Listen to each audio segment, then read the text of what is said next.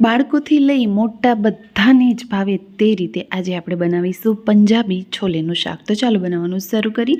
અહીં કડાઈમાં તેલ લઈ લીધું છે, એક મોટા ચમચા જેટલું. તેનામાં આપણે મરી, લવંગ, તમાલપત્ર, તજનો ટુકડો અને 2 લાલ મરચાં સૂકા તીખા એડ કરી દઈશું. અને 1 થી 2 સેકન્ડ થાય ત્યાર પછી આપણે 1 ચમચી જેટલું જીરું ઉમેરી દઈશું. અને ત્યાર પછી આપણે અહીં ઉમેરવાનું છે ડુંગળી. તો અહીં 5 થી 6 નંગ જેટલી ડુંગળીની છાલ ઉતારી અને તેના રફલી કટકા કરી લીધા છે, તે અહીં ઉમેરી દીધી છે. અને ત્યાર પછી અહીં મેં 4 થી 5 જેટલા ટમેટાં લઈ લીધા છે અને તેને પણ રફલી કટ કરી અને ઉમેરી દીધા છે. તો આ આપણે શાકની ગ્રેવી બનાવી રહ્યા છીએ. તો આજે એકદમ ડિફરન્ટ સ્ટાઇલ, હોટલ સ્ટાઇલ શાકની ગ્રેવી બનાવીશું. તો નાનાથી લઈ મોટા બધાને જ ભાવે તેવું શાક બનાવીશું. તો ફ્રેન્ડ્સ, અહીં મેં છોલે પહેલેથી જ બાફી લીધા છે. તો છોલેને આપણે એક રાત માટે પલાળી અને ત્યાર પછી મીઠું નાખી અને કુકરમાં બાફી લેવાના છે. અહીં સ્વાદ પ્રમાણે મીઠું ઉમેરી દીધું છે. હવે આ ડુંગળી ટમેટાને આપણે એકદમ સરસ રીતે સોફ્ટ થાય ત્યાં સુધી તેને પકવવાના છે. વચ્ચે વચ્ચે આપણે તેને ચલાવી લઈશું. તો આ પ્રોસેસ કરવામાં લગભગ તમને 10 થી 15 મિનિટ લાગી જશે. તમને અહીં ગેસની સ્લો ફ્લેમ જ રાખવાની છે, જેથી કરીને આ બધું જ સરસ એવું રંધાઈ જાય. તો વચ્ચે વચ્ચે મેં વિડીયો સ્કીપ કર્યો છે અને અહીં તમે જોઈ રહ્યા છો કે બધું જ સરસ એવું રંધાઈ ગયું છે.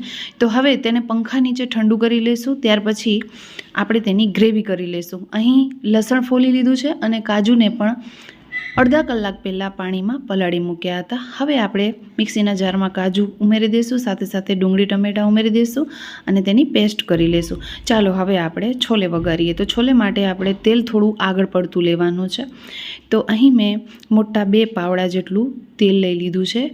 અહીં ક્વોન્ટિટી આજે વધારે છે કારણ કે અત્યારે વેકેશન મોડ ચાલુ છે અને બધા જ અમે ભાઈ બહેન એકસાથે મળ્યા છીએ. તો બધા જ બાળકોએ કીધું કે માસી કંઈક નવું બનાવો, તો છોલે બનાવો, તો અમને કંઈક પંજાબી સ્ટાઇલ બનાવીને ખવડાવો. એટલે મેં અહીં તેમને એકદમ ટેસ્ટી એવું બાળકોને પણ ભાવે અને મોટા બધાને ભાવે એ રીતે આજે છોલે વઘાર્યા છે.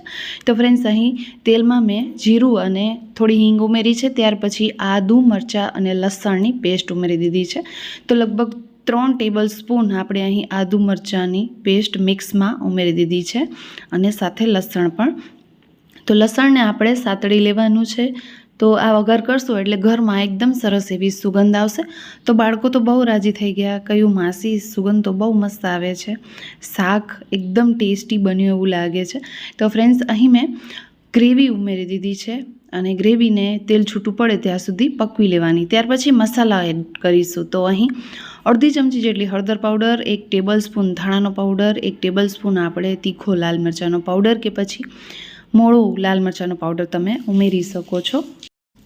ત્યાર પછી આ બધા જ મસાલાને આપણે મિક્સ કરી લેવાના છે અને ત્યાર પછી આપણે તેને ઢાંકીને પણ પકવી લઈશું, જેથી કરીને આ જે ગ્રેવી છે એકદમ સરસ એવી પાકી જાય. ઓલરેડી આપણે તેને કૂક તો કરી જ લીધું છે, પણ ગ્રેવી જરાય પણ કાચી રહેશે ને તો આ શાક ખાવાની મજા બિલકુલ નહીં પડે. તો હોટેલમાં મળે તેવું આજે આપણે પંજાબી શાક ઘરે બનાવ્યું છે છોલાનું. તો ઢાંકી દઈશું અને ત્યાર પછી તમે અહીં જોઈ શકો છો કે તેનો એકદમથી કલર ચેન્જ થઈ ગયો છે. તો હવે આપણે તેનામાં એક બીજો મસાલો ઉમેરીશું, જે છે કિચન કિંગ. તો આ ઓપ્શનલ છે, તમને ન ઉમેરવું હોય તો તમે સ્કીપ કરી શકો છો. તો અહીં 1 મોટી ચમચી જેટલું કિચન કિંગ મસાલો ઉમેરી દીધો છે. સાથે સાથે આપણે અહીં છોલાનો પણ મસાલો ઉમેરીશું, જેથી કરીને આ જે શાક છે એકદમ ટેસ્ટી ચટાકેદાર લાગે. તો ફ્રેન્ડ્સ, અહીં આપણે મસાલા પ્રોપર રીતે મિક્સ કરી અને તેને પકવવાના છે, જ્યાં સુધી કે તેનામાંનું રસાંગ છૂટે નહીં ત્યાં સુધી તેને પકવી લેવાના છે.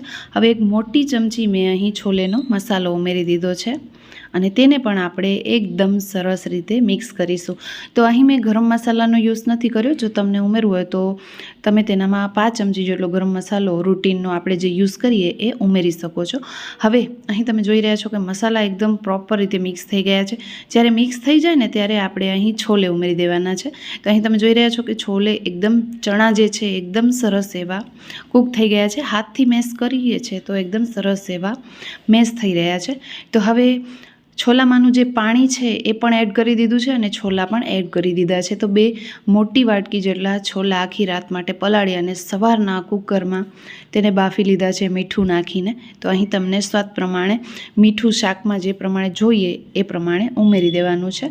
હવે અહીં બધું જ મિક્સ કરી લેશું અને 1 થી 2 ઉભરા આવે ત્યાં સુધી આ શાકને આપણે પકવીશું. એના વચ્ચે આપણે એક ઇન્ગ્રેડિયન્ટ બીજું યુઝ કરીશું, જેથી કરીને આ જે શાક છે એકદમ હોટેલ સ્ટાઇલ બને અને બાળકો પણ તેને આસાનીથી ખાઈ શકે.